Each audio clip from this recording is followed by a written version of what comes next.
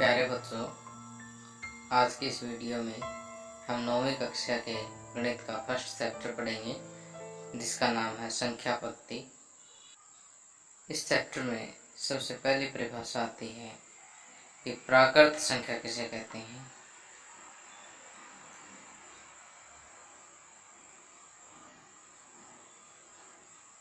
प्राकृत संख्या या natural number.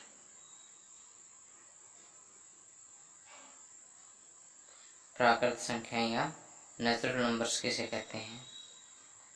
जो गिनती वाली संख्याएं हैं, 1, 2, 3, 4, 5 आदि, ये संख्याएं प्राकृत संख्याएं या नेचुरल नंबर्स कहलाती हैं।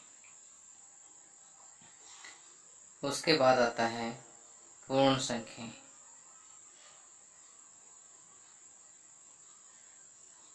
Whole number. Whole numbers. पूर्ण संख्या या होल नंबर्स क्या होता है? यदि प्राकृत संख्याओं के समूह में 0 और मिला दें तो संख्याओं का ये समूह पूर्ण संख्याएं कहलाती हैं।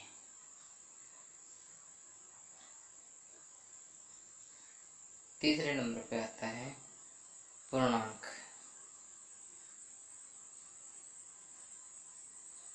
या इंटीजर्स।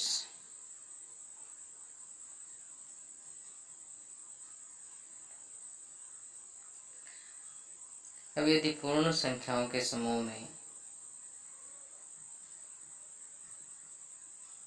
प्राकृत संख्याओं का ऋणात्मक अर्थात -1, -2, -3 आदि संख्याएं और मिला दें तो ये संख्याएं पूर्णांक कहलाती हैं। अब इन पूर्णांकों में देखिए कि 0 से बड़े जो पूर्णांक हैं ये धनात्मक पूर्णांक कहलाते हैं,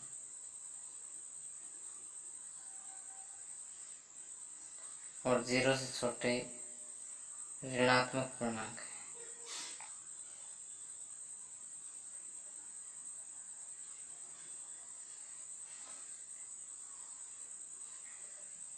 जीरो एक ऐसा पूर्णांक है जो न तो धनात्मक है और न ही ऋणात्मक है।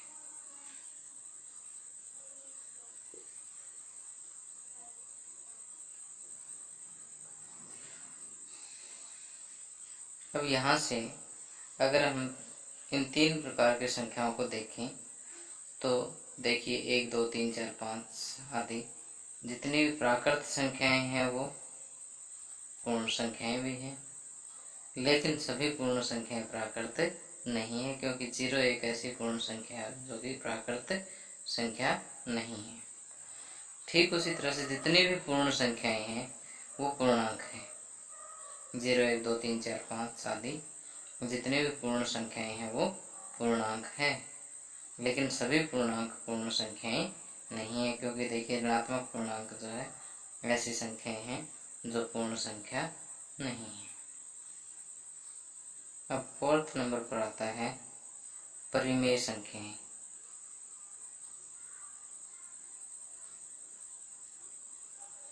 या रेशनल नंबर्स।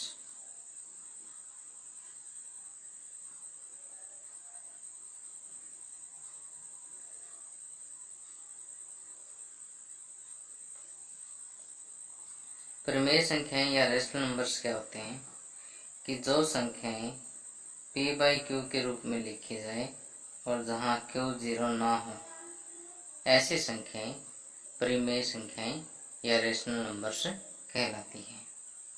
उदाहरण के लिए 3/4, 5/7, 1/2, 7/3।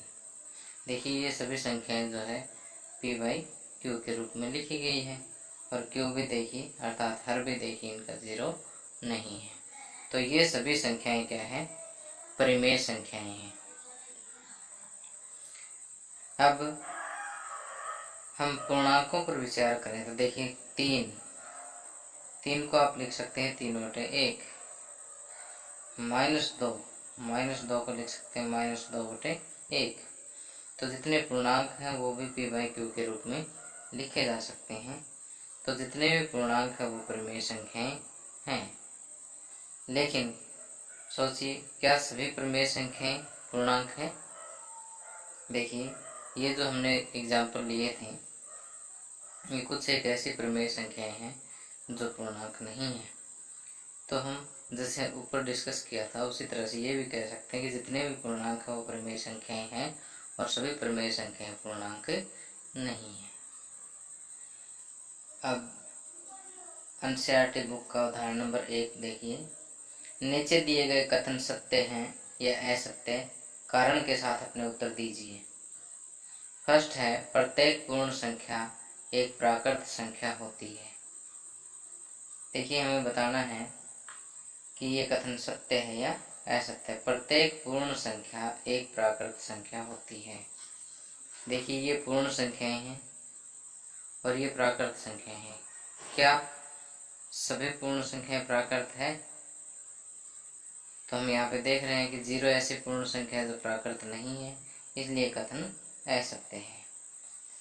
तो हम उदाहरण नंबर 1 के फर्स्ट पार्ट को हम ये कहेंगे कि यह कथन असत्य है,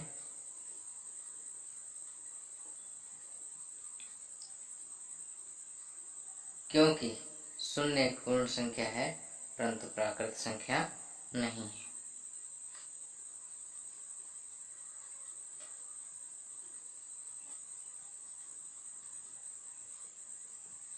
अब सेकंड पार्ट देखिए, प्रत्येक पूर्णांक एक परिमेय संख्या होता है।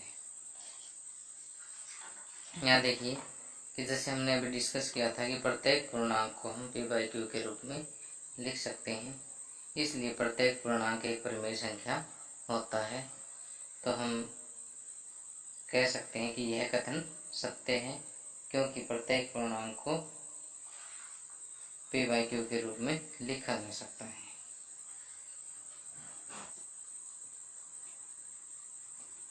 क्योंकि प्रत्येक पूर्णांक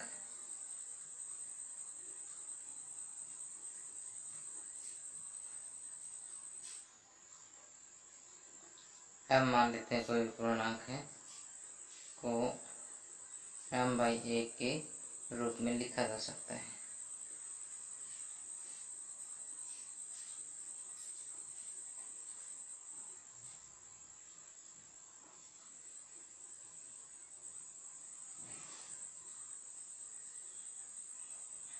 इसलिए प्रत्येक पूर्णांक एक परिमेय संख्या है।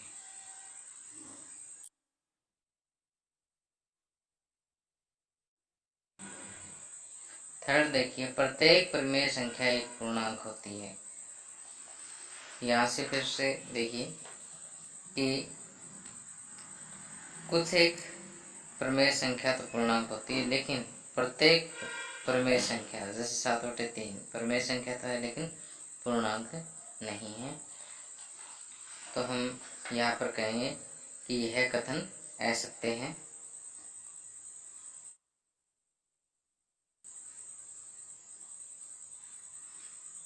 उदाहरण ले लीजिए कि कोई भी एक उदाहरण ले लीजिए, जैसे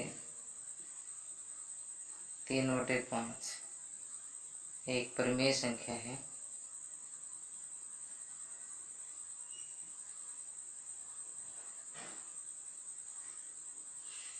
लेकिन पूर्णांक नहीं है।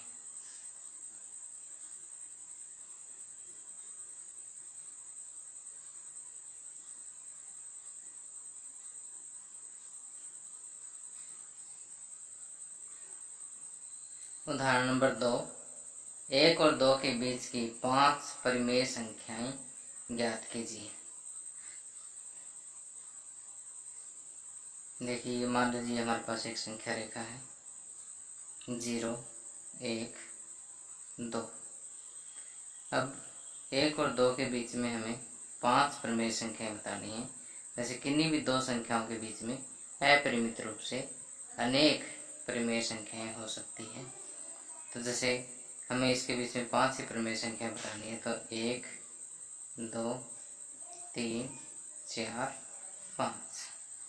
यहाँ से देखिए इसके 1 2 3 4 5 6 हिस्से हो गए हैं इस सेक्शन के। तो हमें जैसे 5 प्रमेय संख्याएं ढूंढनी है तो 5 + 1 6 हिस्से हो जाते हैं। तो हम 1 को लिखते हैं 1 = 1 × 6/6 और 2 को भी हम ऐसे करेंगे 2 × 6/6। तो ये हो गया 6/6 और ये हो गया 6 दूनी 12/6। तो 1 को हम लिख सकते हैं 6/6 और 2 को लिख सकते हैं 12/6। तो जब ये बिंदु 6/6 है और ये बिंदु 12/6 है तो ये वाला बिंदु हो जाएगा 7/6। अगर ऐसे समझ नहीं आ रहा हो तो मैं थोड़ा सा इसको और पीछे से ले लेता हूँ। 1 2 3 4 5। तो देखिए 0 है और 6 हिस्से किए हमने 1 2 3 4 5 6। तो देखिए मैंने थोड़ा रफली ड्रा किया है तो एग्जैक्ट स्केल में नहीं है, कोई बात नहीं, आप इसको वैसे समझ लीजिए कि ये जैसे 1/6 है, 2/6, 3/6, 4/6, 5/6। तो ये 6/6, 7/6, 8/6, 9/6, 10/6 और 11/6। तो देखिए 1 और 2 के बीच की जो प्रमेय संख्या होगी वो 7/6, 8/6, 9/6, 10/6 और 11/6 होगी। तो अब देखिए इसे एग्जाम में या अपने नोटबुक पर कैसे लिखना है। तो आपने यहाँ पर 1 बराबर लिखना है कि जैसे आपने 5 प्रमेय संख्या ढूंढनी है तो 5 से 1 बढ़ा करके 1 × 6/6 अर्थात 6/6 और 2 को लिखेंगे 2 × 6/6, 6 दूनी 12/6। तो हम लिखेंगे 1 और 2 के बीच की प्रमेय संख्या, 1 और 2 के बीच की 5 प्रमेय संख्या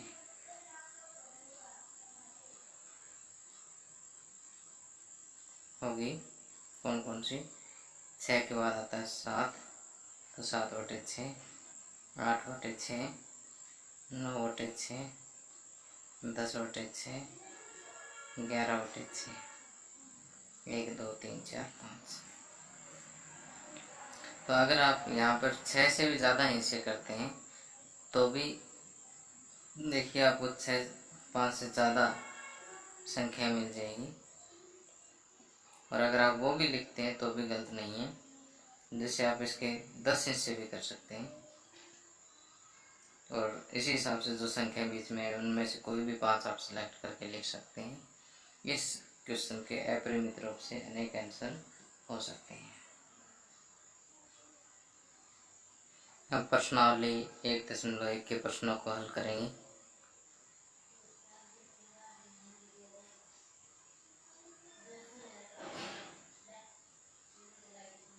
फर्स्ट क्वेश्चन है, क्या 0 एक प्रमेय संख्या है? क्या आप इसे p/q के रूप में लिख सकते हैं जहाँ p और q पूर्णांक है और q = 0 नहीं। तो देखिए फर्स्ट क्वेश्चन में आपसे पूछा है क्या 0 एक प्रमेय संख्या है। तो देखिए 0 को हम क्या लिख सकते हैं, 0/1 लिख सकते हैं। तो देखिए प्रमेय संख्या की कंडीशन क्या है कि जो संख्या p/q के रूप में लिखी जाए और q 0 ना हो। देखिए यहाँ पर q अर्थात हर 0 नहीं है, इसलिए 0 क्या है, p/q के रूप में लिखी गई और q भी 0 नहीं है, इसलिए 0 एक प्रमेय संख्या है। तो हम लिखेंगे हाँ 0 एक प्रमेय संख्या है।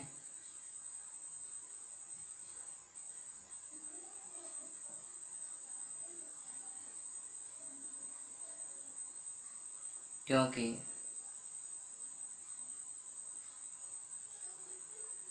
शून्य को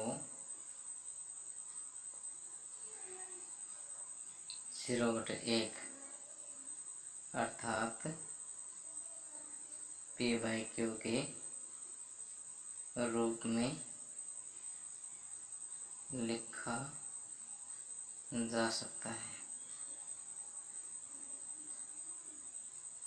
जहाँ Q 0 के बराबर नहीं है।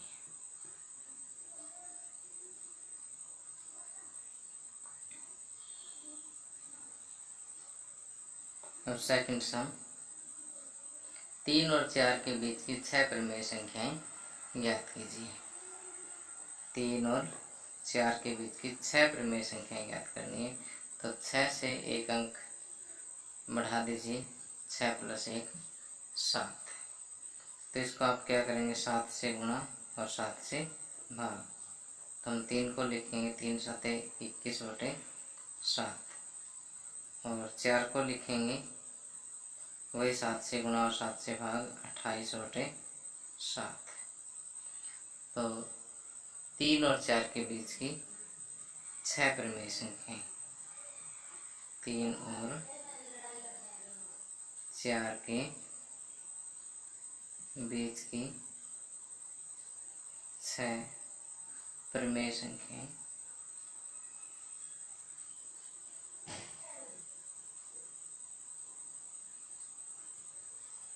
बराबर 3 और 4 के बीच की 6 परिमेय संख्याएं, 21 के बाद आता 22, 22/7, 23/7, 24/7, 25/7, 26/7 और 27/7।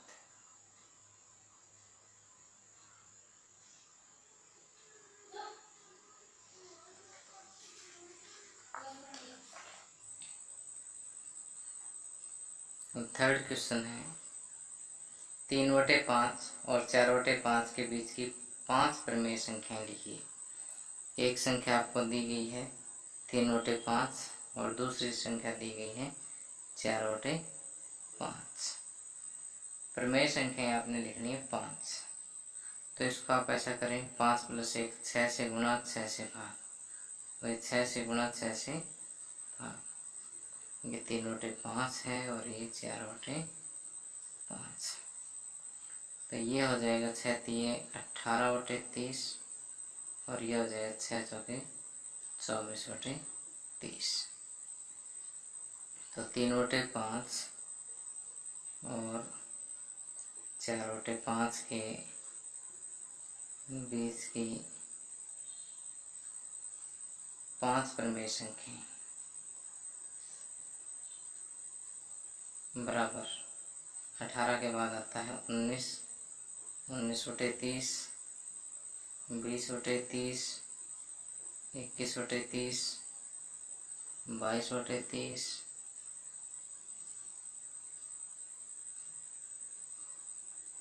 23/30। तो ये 1, 2, 3, 4, 5 परिमेय संख्याएं 3/5 और 4/5 के बीच वाली आ गई है।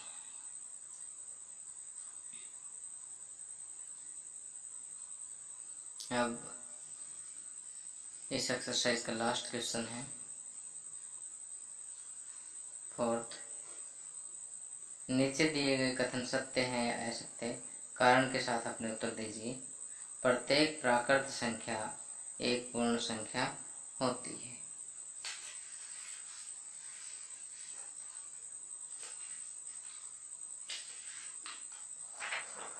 तो देखिए, सबसे पहले हमने डिस्कस किया था कि प्राकृत संख्या है 1, 2, 3, 4, 5 आदि, और पूर्ण संख्या है 0, 1, 2, 3, 4, 5। तो जितने भी प्राकृत संख्या हैं 1, 2, 3, 4, 5, वो देखिए पूर्ण संख्या भी है। तो हम यहाँ पर फर्स्ट का आंसर लिखेंगे, यह कथन सत्य है।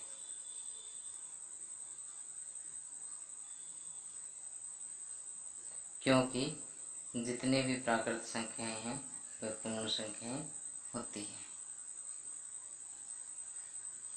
क्योंकि सभी प्राकृत संख्याएं पूर्ण संख्याएं भी होती हैं।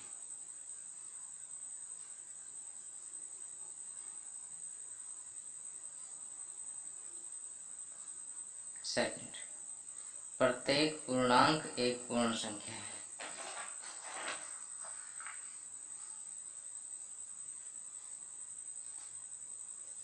प्रत्येक पूर्णांक एक पूर्ण संख्या है।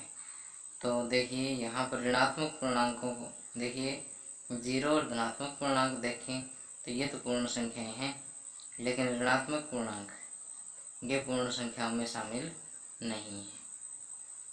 तो हम ये कहेंगे कि यह कथन असत्य है, क्योंकि ऋणात्मक पूर्णांक पूर्ण संख्याएं नहीं होती।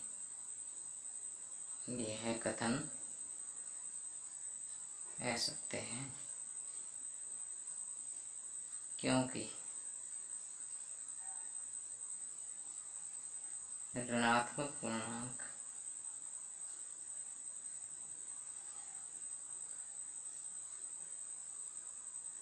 पूर्ण संख्याएं नहीं होती।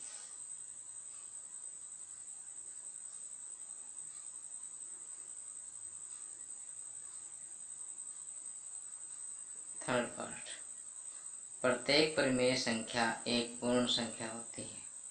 ये भी असत्य है।